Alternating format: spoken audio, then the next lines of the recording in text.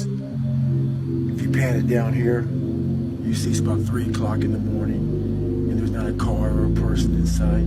If you pan over here, it's the same thing. Not a car or a person in sight.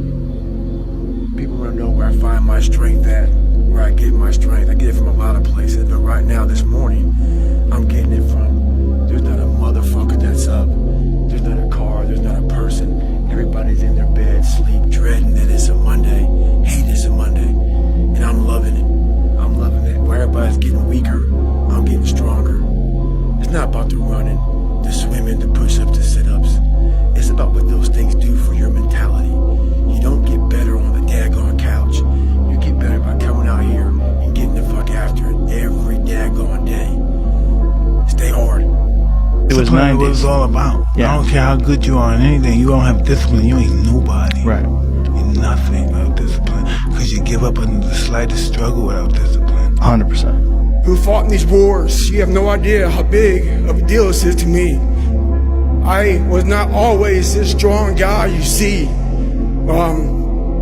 I went through a lot of hard times in my life to get here today. Suffering before your mind starts saying we need self-talk. So what I tell myself is I go back to the months and years of preparation to get to that day. And I'm telling myself, the 3:30 in the morning, and I'm looking at my shoes, and I want to go out there and run 30 miles. I have to, in that second, in that moment of this self-talk, my mind saying, you got to find more, you got to find more.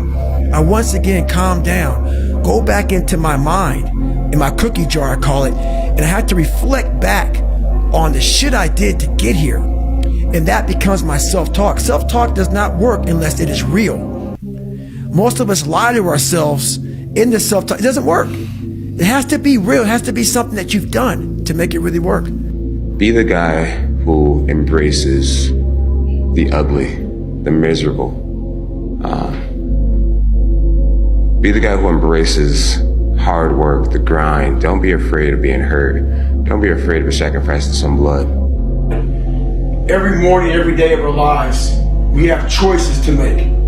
You have the choice to stay in bed, to say, forget it, I'm not gonna work out today, or forget it, I'm not gonna work hard today. You always have a choice every single day of your life. A lot of times I'll be in a 200-mile run or something like that, and I'm all jacked up. Body's broken, mind's broken, spirit's broken. I started to say, what if I can pull this off? When I first walked into the Navy SEAL recruiter's office, he looked at me and said, there's only been 35 African Americans in 70 years make it through. You know what I said to myself?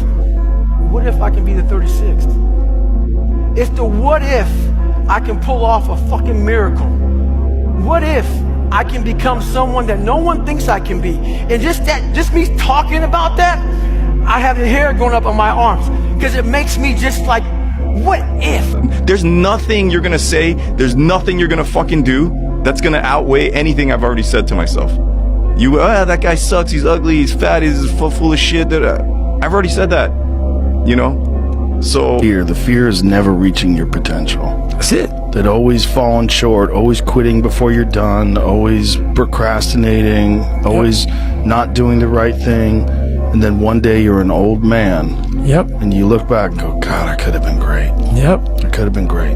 I never forget one time I was running by a graveyard when I was fucking just trying to become, I was fat. And I ran by a graveyard and I looked out there and I have all these epiphanies, man. I have all these fucking moments of it's crazy, man, of this thought. Cause I'm always by myself. I'm always in deep fucking thought about how to be better. And I look out there, I'm like, man, I wonder how many of you motherfuckers in there fucking just are so upset with how you lived your life and fucking just regret how you lived it. And I'm running a 300-pound man thinking, man, don't fucking die like this, bro. Don't die like this. So people wonder where this shit comes from me.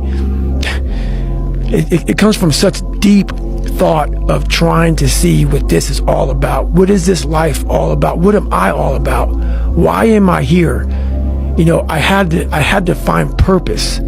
And my suffering, it had a purpose. It had a fucking purpose.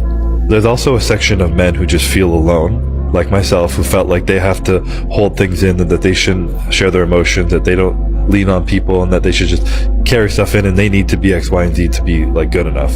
So there's this like balance of that, and you almost need to learn to, again, like I mentioned, like that, the masculine and the feminine, being able to integrate that.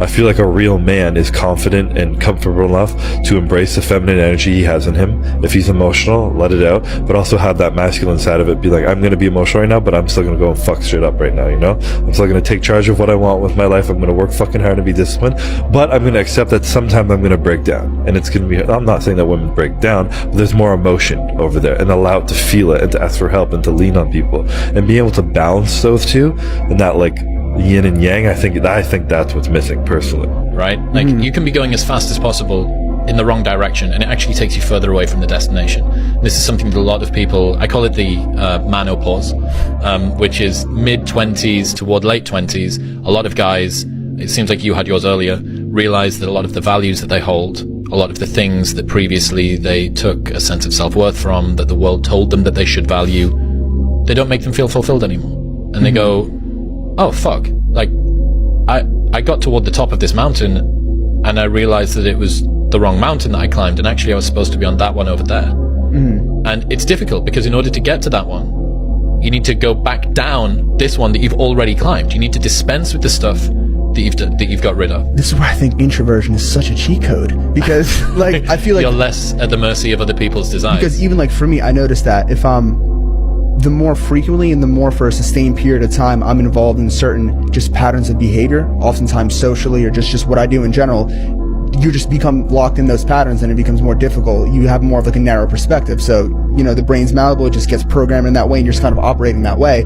So for me, a lot of like the best insights that I've gotten are like times when I like completely just like fully detached and just entered this weird like meditative just like flow state of just being just so just alone.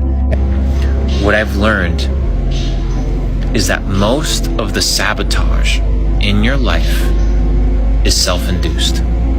Hear me out, okay? Most of the sabotage that is self-induced in life is because you do not have the self-regulation to do that which you know you need to do. So you need to be able to ask yourself, right? You know you need to go to the gym.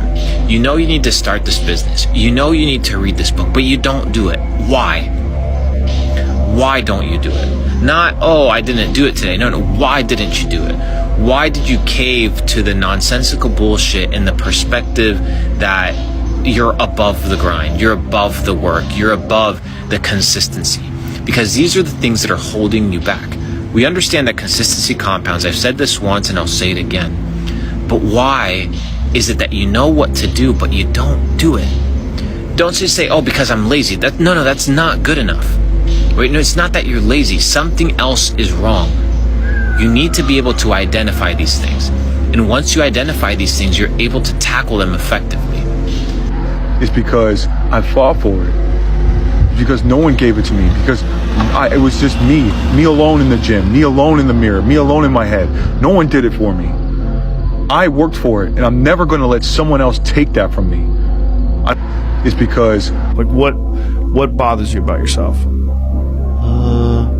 I just wish I just felt more comfortable in my own skin a lot of times, you know, because I feel like I would be able to be more effective as a person if I could just like kind of not toil in some of my own, you know, small self-worth issues or like lack of confidence at times. You know, I wish I could trust my instincts, and I wish my instincts were like better calibrated so that I knew when if I was doing like okay and good stuff, then my insides like told me you're being okay, you don't have to worry, you know?